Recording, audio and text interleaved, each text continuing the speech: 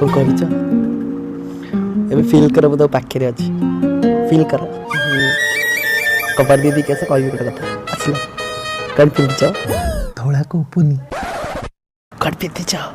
धौला को उपनी कुह प्लीज अरे धौला को उपनीटा पिंधिचे साला मो गामुछा खंडे मागुची मते ओटे कोंटा पिंधिच तो कोंटा पिंधिच धौला को उपनीटा पिंधिची आउ पर सेइटा को खोली कि ए बयस रे उल्लग्न होई जबी घंटाटे हेलानी तते कहूची गामुछाटा दे एथि कहिला कोंटा पिंधिच आउ कोन खोली कि साला उल्लग्न होई जबी जा कोंटा पिंधिच अरे कुसंस्कार शिखुछु तो असामाजिक अधर्मज्य अनिर्माज्य सारा गोटे मोठो जन्म होगी तो मो पुओ होगी झील मान कौन पिंधिच छे छे छे छे छे कुसंस्कार थू प्लस आउ थे